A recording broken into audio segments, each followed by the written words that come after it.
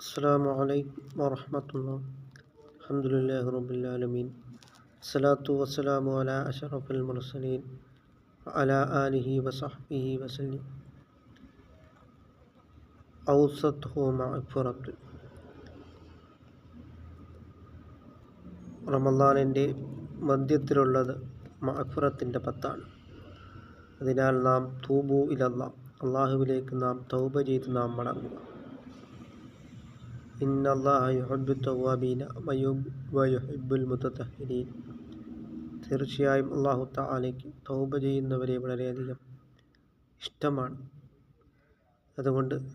അതുകൊണ്ടാണ് സയ്യിദുനാ റസൂൽ കരീം സ്വല്ലല്ലാഹു അലൈഹി വസല്ലം തങ്ങൾ പറഞ്ഞിട്ടുള്ളത്, അത്തായിബു കമൽ ലാ ദംബ ലഹു. തൗബ ചെയ്തവൻ ഒരു പാവവും ചെയ്യാത്തവനെ പോലെയാണ് എന്നാണ് സയ്യിദുനാ മുഹമ്മദുർ റസൂലുള്ളാഹി സ്വല്ലല്ലാഹു അലൈഹി വസല്ലം തങ്ങൾ പറഞ്ഞിട്ടുള്ളത്. അതിനാൽ നാം ധാരാളമായി ഇസ്തിഗ്ഫാറുകളെ അധികരിപ്പിക്കുകയും എല്ലാ തെറ്റുകുറ്റങ്ങളിൽ നിന്നും നാം വിട്ടുനിൽക്കുകയും നാം അള്ളാഹുവിനെ നാം തഖ്വ ചെയ്ത് നാം ജീവിക്കുവാനും ശ്രമിക്കുക.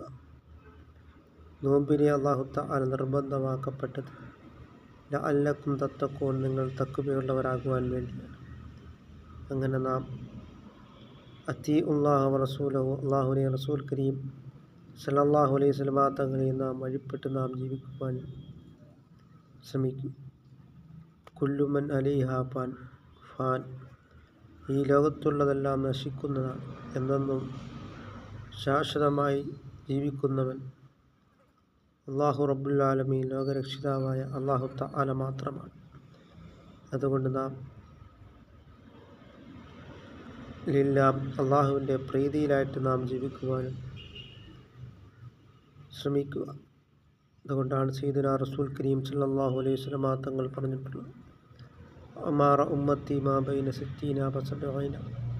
എൻ്റെ ഉമ്മത്തിൻ്റെ ആവറേജ് പ്രായം 60-ൻ്റെയും 70-ൻ്റെയും തുച്ഛമായ പ്രായം മാത്രമേ ഉള്ളൂ എന്നാണ് സയ്യിദുനാ മുഹമ്മദുർ റസൂലുള്ളാഹി സ്വല്ലല്ലാഹു അലൈഹി വസല്ലം തങ്ങൾ പറഞ്ഞിട്ടുള്ളത്. ഈ തുച്ഛമായ പ്രായത്തിലാണ് നാം നിസ്കരിക്കുന്നത്, നോമ്പെടുക്കുന്നത്, ദാനധർമ്മങ്ങളും മറ്റ് സൽക്കർമ്മങ്ങളും എല്ലാം ചെയ്യുന്നത്. നാം മനസ്സിലാക്കി നാം ധാരാളം സൽക്കർമ്മങ്ങളും ഇബാദത്തുകൾ കൊണ്ട് മുന്നേറുവാൻ നാം ശ്രമിക്കുക. അല്ലാഹു തആല നമ്മുടെ എല്ലാ സൽക്കർമ്മങ്ങളും അല്ലാഹു തആല കബൂലാക്കുകയും ചെയ്യുമാറാകട്ടെ.